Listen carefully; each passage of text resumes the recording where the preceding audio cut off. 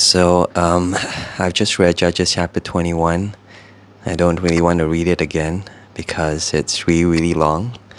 So I'm going to try to summarize it in my own words. And the one word that comes to my mind is the word overcorrection. Overcorrection, that means trying to fix a problem again and again and just coming up with more and more problems. Overcorrection. The story begins with all the tribes gathering before God in repentance.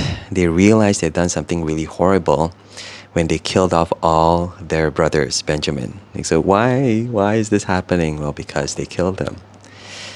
And so they have another problem on top of that, because on top of killing all these people, they also took an oath. And there are two oaths. Oath number one is that none of us shall give our daughters in marriage to Benjamin. And oath number two, whoever does not come to this prayer meeting is dead. They're going to kill them. So oath number one is a problem because there are 600 people who survived, ran away from the fight, and therefore they survived. And these are all men who now can't have wives because everyone else is killed, and all the other tribes have taken this oath that none of us shall give our daughters, not their wives, in marriage to Benjamin. So that's a problem. These guys now are going to go extinct, they can't have kids, and Benjamin's going to die off. But then oath number two, whoever does not come to this prayer meeting is dead. And they notice there's this one group from Jabesh Gilead that did not come to this prayer meeting.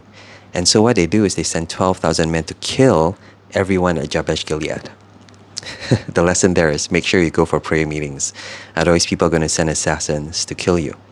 But that's seriously what they do. They kill off all the inhabitants of Jabesh Gilead, and then they steal their daughters to give to Benjamin to marry as wives, because they can't give them as wives, but they reason out, oh, these guys are dead, we can steal their daughters and give them their daughters as wives. So problem solved? No, they come short, tak cukup, because there are 600 men and only 400 daughters that be able to steal or kidnap from Jabesh Gilead. So then the elders of Israel come up with this great plan. Worth noticing is the leaders who come up with this plan, and they say that what we're going to do is we're going to go to this worship festival in Shiloh, and we're going to kidnap all the girls who are dancing, coming out from this festival after having worshipped God. We're going to get all the people of Benjamin to kidnap them as their wives. So seriously, what they do is they call out to the people of Benjamin. They said, hey, we're your friends now, come on down. And they say, what you're going to do is you're going to hide in the bush somewhere. And as you see these girls come up from church, you're going to grab whichever one you want, and they're going to be your wives. Well, they also anticipate a problem because all these girls are going to have dads, they're going to have brothers, they're going to get very, very angry that they've just kidnapped them. They're going to do a Liam Neeson, they're going to come, why have you done this? And they're going to say, well, forgive us. And you can forgive yourself as well because you didn't take this oath, you didn't know about this. And so we're absolved because we didn't give our daughters in marriage. And you're absolved, you're forgiven because you didn't know that we're going to do this.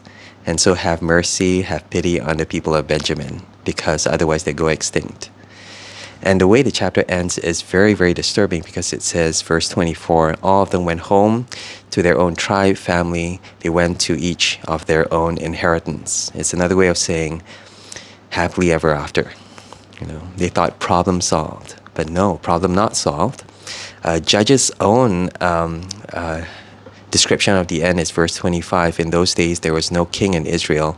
Everyone did what was right in his own eyes. And the way I would describe that is, again, overcorrection.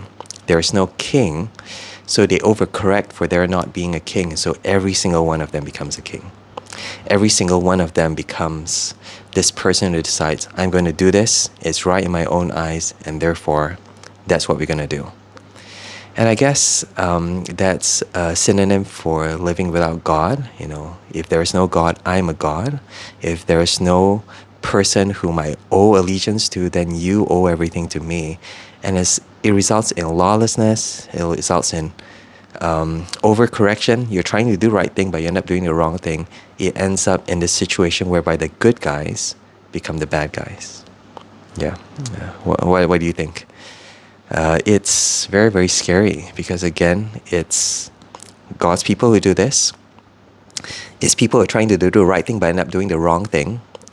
And number three, they get away with it. In those days, there was no king, so everyone did what was right in their own eyes.